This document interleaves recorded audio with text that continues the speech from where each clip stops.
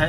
तो हम कह रहे हैं खेल मंत्री जी अगर एक खिलाड़ी के लिए नहीं कुछ कर सकते हैं तो कम से कम भैया उत्तर प्रदेश के खेल मंत्री रहने से फायदा क्या? खेल मंत्री को तो तत्काल जो संवैधानिक तौर पर उनको इस्तीफा दे देना चाहिए। तो ऐसा नहीं है कि शासन दे नहीं रहा है, सब कुछ सबके मन में है और कहीं न कहीं दुख इस बात से पूरे देश को है और उम्मीद हमको शासन से क्या जरूरत जब वो अपने जिले के और अपने 5 किलोमीटर खिलाड़ी अनुराग यादव के लिए नहीं कर सकते तो आज बलिया का खिलाड़ी, आज गाजियाबाद, हरदोई जो है, आजमगढ़, बनारस और उत्तर प्रदेश। एक बार फिर से कवि संतोष चैनल पर आप सभी देशवासियों का हार्दिक स्वागत बंधन। चलिए एक बार पुनः से मैं आपको जनपद जौनपुर की उस भयावह रिपोर्ट से जोड़ता हूं जो अनुराग ताइक्वांडो के विशेष खिलाड़ी अनुराग यादव जी के साथ घटना घटी थी। आज धरना का 7वां दिन और इस 7वें दिन पर सब के सब अधिकारियों के हाथ पैर फूल रहे हैं। जो जज सिंह अन्ना ने निर्जला व्रत की तरह से धरना रखा हुआ है, आमरण अनशन पर है और उनकी एक शर्त है, या तो मैं मर जाऊंगा या तो मैं न्याय दिलवाऊंगा। 10 सूत्री मांगों को लेकर के वो लगातार कलेक्ट्रेट में धरने पर अड़े हुए हैं।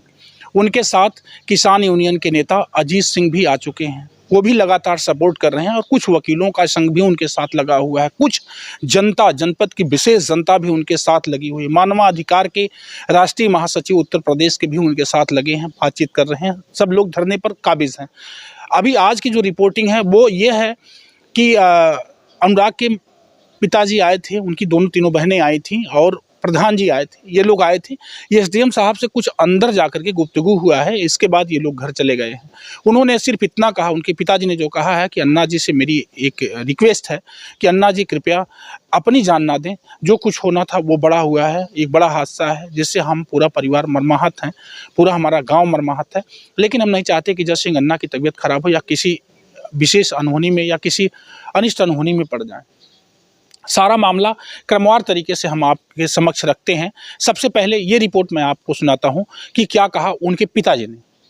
थोड़ा सा बताइए, पुलिस की तरफ से अभी एसडीएम साहब के साथ आपकी बातचीत एसडीएम साहब से सीधे बात अन्ना जी जो है वो लगातार अनशन से उठने का नाम नहीं ले रहे हैं। क्या कुछ बातचीत हुई एसडीएम साहब से? जो कार्रवाई हो रही है और जो चल रहा है, क्योंकि अब सब कुछ कानून के हाथ, कोई चाहते भी अपने से कुछ नहीं कर सकता, तो जो प्रोसीजर है उस हिसाब से सिस्टम से काम चलेगा। मैं तो शासन से जिद तो कर नहीं रहा हूँ, माइक बंद कराया कर रहा हूँ, जानकारी नहीं है, पूछ ले रहा हूँ कि ये चीज़ की जानकारी नहीं। घटना आपके साथ हुई है जी, तो आप जब आप संतुष्ट हैं तो फिर क्या बात? घटना जी मेरे साथ हुई घटना और मैं भी उम्मीद करता हूँ कि जो कुछ होगा उनके लिए ऐसा होगा कि समाज में संदेश जाएगा और शायद आप लोग इसी चीज़ का इंतजार करें। जी बिल्कुल। तो ऐसा नहीं है कि शासन दे नहीं रहा है, सब कुछ सबके मन में है और कहीं न कहीं दुख इस बात से पूरे देश को है और उम्मीद हमको शासन से ही है। मुझे अपने बच्चे के लिए फेवरेट होना नहीं है, ना नेता बनना है भैया, और ना हमको सस्ती लोकप्रियता लेनी है। प्लीज आपके तरफ से कोई कार्रवाई नहीं की जा रही है ना, कोई मांग नहीं है ना? जो आर्थिक सहायता की मांग है, जो धरने पे बैठे हैं इसका आप समर्थन करते हैं कि नहीं करते? अच्छा एसडीएम सुनिए, एक सवाल रुक जाओ यार, 1 मिनट रुकिए। एसडीएम साहब से आपकी मौखिक बात हुई या लिखित बात हुई? मौखिक है, लिखित के बराबर है। लिखित मैंने क्या आप समर्थन कर रहे हैं कि नहीं जो अन्ना जी बैठे हुए हैं? अन्ना जी जो बैठे हुए हैं, मैं किसी के जीवन का वो नहीं करना चाहता, वो महत्वपूर्ण है मेरे लिए। इसी बार 2 बार मैं आया, 3 बार आया, पहुंच हुआ, लेकिन वो नहीं मान रहे हैं। अब क्योंकि हमको उतना तजुर्बा है नहीं, मैं बहुत बोल पाऊंगा। आप क्या चाह रहे हैं तब? कुछ नहीं आता है। ठीक सर, एक आप रुक जाओ, बोलिए। आइए फिर से एक और रिपोर्ट देखिए क्या कहा अनुराग की बहन ने। एसडीएम साहब के साथ आप अंदर गई थी तो एसडीएम साहब आपकी संविदा के लिए बात कर रहे थे, तो क्या संविदा की नौकरी के लिए कुछ बात अंदर हुई या फिर क्या? पहले तो ये हम आपको बता दें कि वो हमें अंदर लेके नहीं गए थे, हमारे पिताजी से बात हुई है। आपको जो पूछना था आपने पिताजी से पूछा, ठीक? तो वो किस संविदा पे जॉब दे रहे हैं नहीं दे रहे, इस मामले में हमारी उनसे कोई बात नहीं हुई। अच्छा। जो भी मुलाकात हुई सबके सामने हुई, प्लीज हमें जाना। अच्छा ठीक। चलते हैं, अब सुनते हैं किसान यूनियन के नेता अजीत सिंह ने क्या कहा जनपद जौनपुर के नेताओं के लिए और जनता के लिए, और अन्ना जी के अनशन पर क्या कुछ बोले अजीत सिंह जी। आइए सुनते हैं पूरी बात। यहाँ पर सभी एसडीएम साहब आए थे और पूरे पुलिस बंदोबस्त के साथ में आए थे, उसके बाद परिवार से क्या बातें की और इस प्रकार से आप वो लोग तो देखिए अपना नौकरी बचा रहे हैं और धरना को जो है सोच रहे हैं समाप्त हो जाए धरना। वो अपना काम कर रहे हैं, अपनी ड्यूटी कर रहे हैं। और अन्ना जी को कल जैसे अन्ना जी हम लोग आए थे, आप लोग देखे होंगे कि 2 दिन पहले हम किसान संगठन के लोग आए और समर्थन करके चले गए। भाई अन्ना जी बैठे अपना धरना कर रहे थे, लेकिन कल अन्ना जी का फ़ोन मेरे पास आया कि सीधे उनका ये वर्ड था, अजीत भैया जो है हमसे लोग ज़बरदस्ती करके हमको जो है ज़बरदस्ती कह रहे हैं कि यहाँ से आज उठा के भेज देंगे। अच्छा, कहाँ पे? अस्पताल जो है ज़बरदस्ती इनको भेज देंगे जी। तो हम क्या है उठा रहे हैं, क्यों उठा रहे हैं? आपकी तबीयत खराब है क्या? नहीं, मैं डर गया कि तबीयत खराब होगी। तो बोले नहीं भैया मैं एकदम सही हूँ, एकदम फिट हूँ, कोई ऐसी बात नहीं। कि रिपोर्ट आपका आ गया क्या?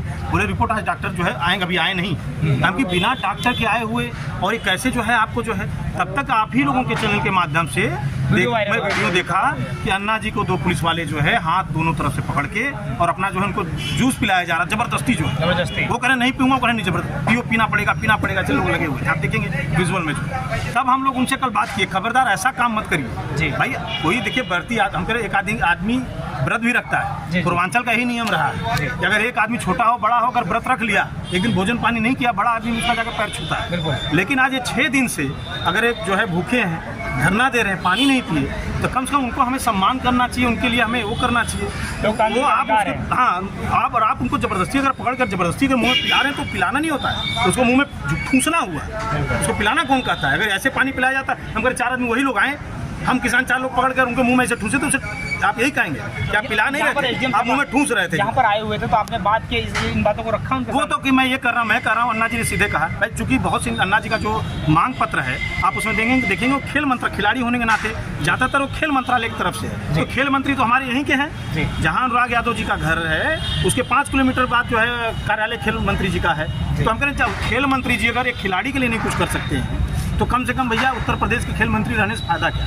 खेल मंत्री को तो तत्काल जो संवैधानिक तौर पर उनको इस्तीफा दे देना चाहिए। ऐसे खेल मंत्री क्या जरूरत, जब वो अपने जिले के और अपने 5 किलोमीटर खिलाड़ी अनुराग यादव के लिए नहीं कर सकते, तो आज बलिया का खिलाड़ी, आज गाजियाबाद, हरदोई जो है, आजमगढ़, बनारस और उत्तर प्रदेश के कानपुर, हम कह लखनऊ, वहाँ के खिलाड़ी क्या महसूस करेगा भैया कि मैं कहाँ सुरक्षित हूँ? कल अगर आज मैं देश का एक मेडल लेने के लिए अगर हम संघर्ष कर रहे हैं, मेहनत कर रहे हैं और एक मेडल के लिए हम देश की मान सम्मान बढ़ाने के लिए जा रहे हैं, कल अगर कोई गला काट दिया जाएगा तो आखिर उनके परिवार का जिम्मा अगर खेल मंत्री भी नहीं ले सकते तो भैया ऐसे खेल मंत्री का रहना न रहना बेकार है। और हमें बड़ा शर्म आता है कि वो हमारे जनपद के खेल मंत्री, बहुत शर्म है मुझे कि खेल मंत्री हमारे जनपद के। आप लोगों ने बात की तो क्या कहना था? अब वो इतनी मांगे, इतनी बातें बता रहे हैं उलझ के, एक बार नहीं कह रहे हैं कि भाई खेल मंत्री हैं। अगर वो हैं जिले में, उनको बुलाने में क्या दिक्कत है?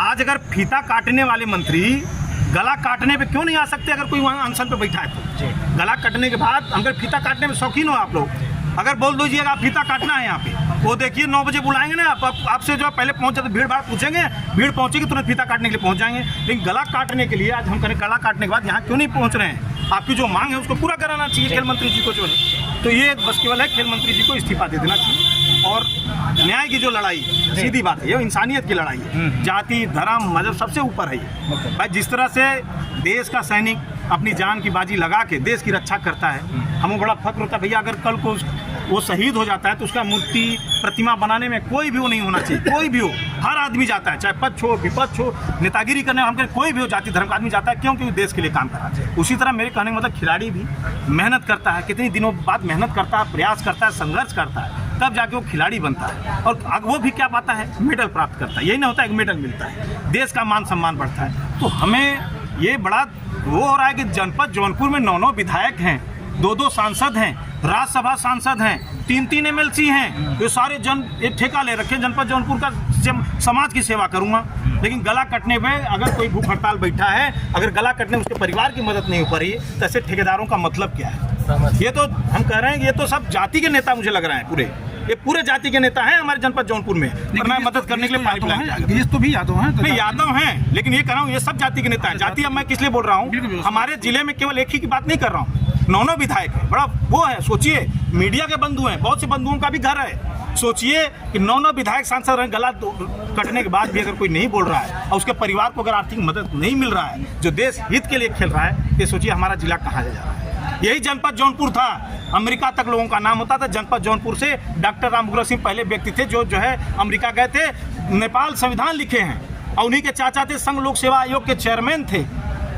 ये सोचिए कितना बड़ा फक्र होता था, हमारे जौनपुर में ऐसे ऐसे लोग थे। लेकिन आज सोचिए, आज देखिए यही है कि कोई गला काटने के बाद भी कोई, हम जिनको वोट देते हैं, हम जिनके पीछे पीछे घूमते हैं, जिनको सोचते हैं हमारे लड़के के शादी में आएंगे तो बड़ा फक्र महसूस करती है जनता।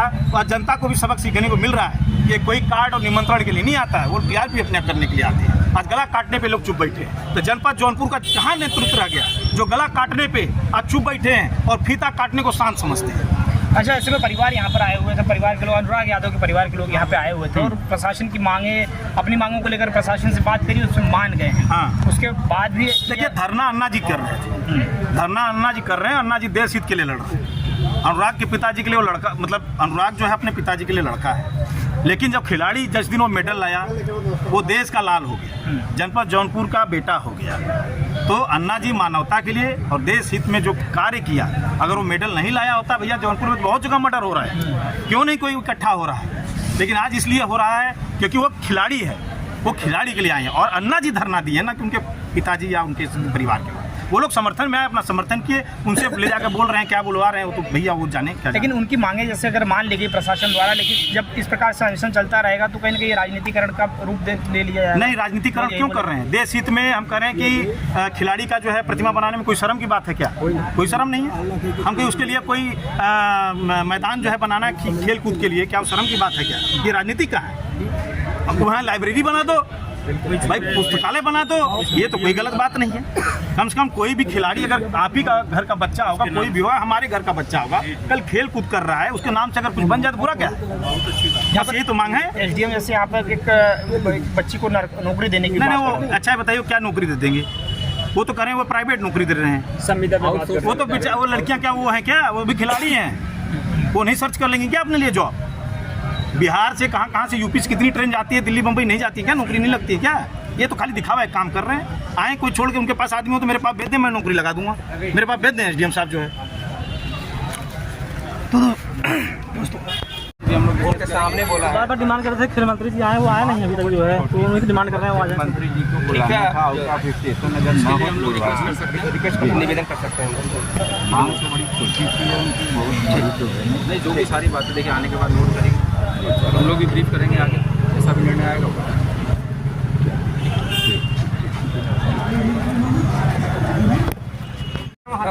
अनशन का चौथा दिन है, आज छठवां दिन है।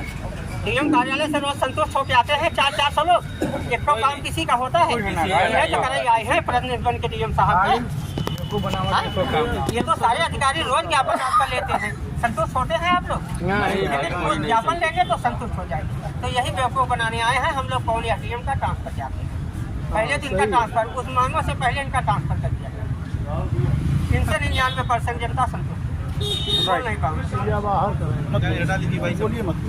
मैं आपसे बस कमेंट में अपनी प्रतिक्रिया आप दीजिए। मैं चाहता हूं कि आप क्या चाहते हैं, पूरी बात सुनने के बाद आप किस निर्णय की तरफ जा रहे हैं, कमेंट करके ज़रूर बताएं। पुनः से मेरे चैनल पर बने रहने के लिए आपका हार्दिक आभार। मैं संतोष, मेरे साथ cameraman Vishal Dubey. Thank you.